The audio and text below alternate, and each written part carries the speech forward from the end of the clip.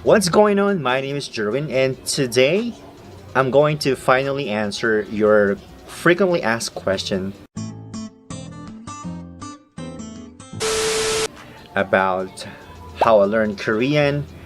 Can I really speak in Korean, or have I been in Korea? So basically, this is all about me and the Korean language in general, and some other questions you have for me. Okay, so this video is kind of meant to inspire everybody.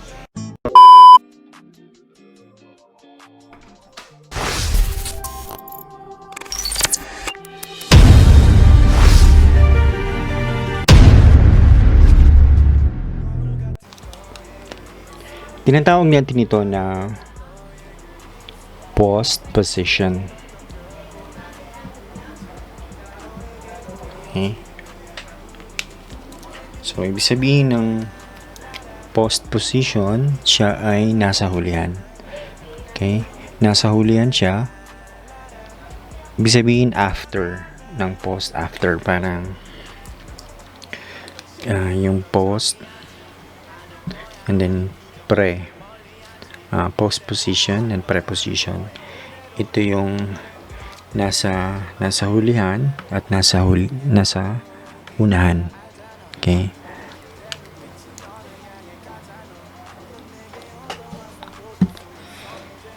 Tinatawag natin ito na hulapi. So, hulapi ay panlapid na inilalagay sa hulihan ng salita. So, ituturo ko ang mga ilang mahalagang hulapi o yung particle na karaniwang ginagamit sa pangungusap. At yung magagamit natin sa pag-analyze ng mabilis na pag-analyze at magagamit natin sa mabilis na pag-analyze ng mga questions sa exam. So, ito yung tinatawag na endings or tinatawag sila na inflection.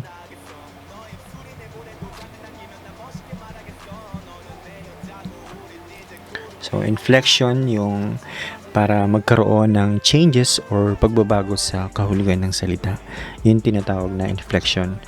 Ang inflection ay tumutukoy sa pagbabago ng salita. Ito na nga yung kung ang babaguhin mo ay verb, ito yung conjugations. Kung ang babaguhin mo ay noun and other, like pronoun, ito yung declensions. Okay? So, verb ending at saka noun ending, kung sa Korean, ito yung gagamitin natin.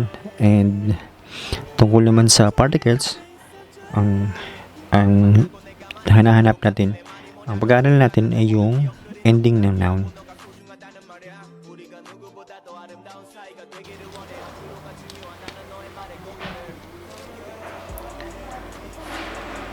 So, kapag dinugtong natin yung particle sa isang salita, so nagkakaroon yung noun ng mahalagang papel or significance sa pangungusap. Pinapakita yung grammatical relation ng salita sa iba pang salita o sa kabuuan ng pangungusap. Ang tawag dito sa Korean, tong particle na to ay chusa. So, ito yung hulapi na nagmamarka ng gamit ng salita sa pangungusap at relasyon ng mga salita sa bawat isa. So, sa pamamagitan ng hulaping ito ay naipapakita natin ng malinaw kung nasaan ang subject o simuno, ang place or lugar, ang time or panahon, ang object o ang may-ari o yung possessive particle, at iba pang mga bagay na ipinapakita yung relasyon ng noun sa ibang salita at sa kabuuan ng pangungusap. So, yung tatlong sentences na dito ay mga walang particles. At diyan makikita natin na hindi malinaw or vague yung kanilang definition kasi nga walang particles. So, halimbawa ito, dito sa unang pangungusap, Nakalagay dito ay 저 퇴직입니다. Hindi natin alam kung eto ba ang ibig sabihin ba nito ay ako yung baboy or ano bang ibig sabihin nito. Pero kapag nilagyan natin siya ng particle, nakikita natin kung ano yung role nito, kung saan man natin nilagay yung particle. So in this case, ito lang yung pwede natin lagyan ng particle. Ito yung pronoun. Malalaman natin kung ano yung function or role nito sa pangungusap. So lagyan natin siya ng particle. So ang ilalagay kong particle ay uy. Ito ay minamarkahan niya na itong pronoun na ito ang may-ari ng sumusunod na noun. Ito. So may katumbas ito na apostrophe S or pwede rin siya na may. Okay? So siya yung may-ari nitong Taiji. So pwede siyang magkaroon ng kahulugan na may pig o aking baboy. Okay? So ito naman kapag nilagay natin ng nun, so ito ay particle na tumutukoy kung sino o alin ang topic ng sentence. Okay, dito meron tayong dalawang salita. So meron tayo dito may word tayo before at saka after ng nun. So ito ang topic. Ito yung topic at ano yung tungkol dito? Ito yung sagot. Okay? So itong tuweji na ito ay tungkol dito. Okay? So pinapakita rito kung sino yung topic at hina-highlight niya kung ano yung panagguri, kung ano yung sinasabi tungkol dito sa cho. So dito confirm na natin na ang tuweji ay yung cho. So I am a pig. I am a pig. Ako ay baboy. Okay? Dito sa isang sentence. Ito, kapag nilagyan natin to, ito yung topic. And then, gagawa pa tayo ng isa pang particle. Ito yung object particle. Lil. So, ito naman, ibig sabihin nito ay ito yung object ng action word. Yung action word dito yung 먹었습니다. 안 먹었습니다. So, ibig sabihin nito, ano yung hindi mo kinakain? Ano yung hindi mo kinain? Yung 돼지. So, 저는 돼지를 안 먹었습니다. So, 저는 돼지를 안 먹었습니다. Pinapakita dito, ano ba yung hindi kinain? Ito yun. Ito yung object. At sino yung gumawa nito? Sino yung doer ng verb nito? Ito. Yung pinag-uusapan. Tapos ito yung object. Ito naman yung verb. Okay? Ngayon, pag binago natin, nilagyan pa natin para ipakita ko sa inyo na nagbabago yung kahulugan ng pangungusap kapag binago natin yung particle. So, halimbawa, ito ay binalitan natin ng do. Ibig sabihin to ay ina-add mo siya. Ang bagay in-add mo. Ito rin, may kahulugan siya na also. So, me too or ako din, I also. So, dun sa mga sa mga hindi kumakain ng baboy or sa hindi kumain ng baboy, idadagdag mo yung cho. So, ako din, hindi kumain ng baboy. Okay? Or, palitan naman natin to. Gawin natin ito yung noun. At gawin naman natin dito yung do. Dun sa mga idinagdag mo rin yung baboy. So, marami kang hindi kinain. So, hindi ka kumain siguro ng baka, hindi ka kumain ng kabayo, ng daga, at saka ng baboy. So, dinagdag mo to sa hindi mo rin kinain.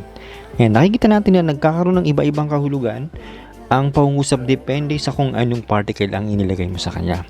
Kaya nga, yung mga particle, ito yung nagmamarka ng gamit ng salita sa pangungusap at relasyon ng mga salita sa bawat isa or sa kabuuan ng pangungusap. Nung nasa Korea kasi napapansin ko to na sinasabi nila, 사람이 만나요. 사람이 만나요. Ayan. Ito, understood nito na plural siya. Dahil mannayo eh. Mannayo. Madami. Kaya hindi niya nilagay yung dul, yung plural particle na dul. Pero yun ang meaning nila. Kapag ginawa mo naman siya na isa lang, talaga sabihin mo isa lang to, hindi mo gagamitin yung word na to. So, ang gagamitin mo dyan ay 있어요. Diba? 사람이 있어요. May isang tao, one person. Okay? Or lalagay mo rin yung number. 한 명 있어요. Or kung gusto mo naman na ilagay yung plural, ilalagay mo yung 사람들이 만나요. There are people. Maraming tao. Okay? So, yun ang paggamit ng plural sa Korea. Okay? Again, pag gusto mong specify yung plural, lagyan mo lang ng tul. So, pwede mo siyang gawin sa tao, person, and non-person. Next ay 1, 2, 3, 4, 5. Yung to. Ang to ay lagyan natin ng label pa. Plural. Ito also. Ang opposite nito yung man. Ilagay niya natin. Man. Only. Sa Tagalog ito ay din. Nado. Ako din. Nado. Me too. Man lang. Ako lang. Naman. Ito opposite sila. Tinatawag to na itong to kasi ay inclusion. Inclusion. Ito naman ay exclusion. Dinadagdag. Ito ay dito ini-include mo or dinadagdag. Dagdag. Ito naman alis or bawas. Diba? So, yun yung opposite nila. Kapag, halimbawa, try natin sa sentence. Halimbawa, gusto kong sabihin na, gawa tayo ng sentence. 나도 고기 안 먹었어. So, 나도 고기를 안 먹었어. Ako din hindi kumakain ng karne. So, ako din hindi kumakain ng karne. I also don't eat meat. Nado. So, ibig sabihin nito, yung sinabi ko kanina, inclusion or dagdag, dinadagdag mo siya. Merong mga hindi kumakain ng karne. 고기를 안 먹었어. So, may mga tao na hindi kumakain ng karne. Dinadagdag mo yung sarili mo, yung dinadagdag to sa mga hindi kumakain ng karne. Dinadagdag. Kapag naman inaalis or inaalis mo sila, ito kasi inclusion. Kapag naman exclusion, ang gagawin mo ay papalitan mo to na man. So, ako lang. Sila lahat ay kumakain ng 고기를 먹었어. 고기를 먹었어요 or 먹어요. 먹었어. kumain. Not kanina yung translation ko kanina ay kumakain, di ba? 먹었어. Past tense na to eh. So, ako lang yung di kumain ng karne. Lahat sila ay kumain ng karne. Ito lang, exclusion, inalis mo siya dun sa mga tao na yun na hindi kumain. Next ay ito. Uy. Ito ay apostrophe. Sana tama yung spelling. Apostrophe S. possessive. Ito yung possessive particle na sinasabi nila ito, binamarkahan ito na itong noun na ito, siya yung may-ari ng kasunod na noun. Okay? So, yung may-ari ng kasunod na noun. Halimbawa, yan. So, ito yung isang noun habang ito yung isa. Kapag nilagyan natin ng particle na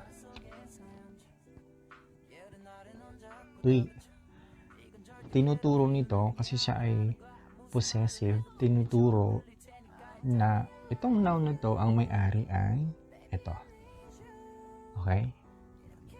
Ito, tinuturo niya. Kapag pinaikli natin to, pag shorten natin, contraction, itong cho ay magiging che. Bawa na i magiging ne. Okay? Yan. Choi.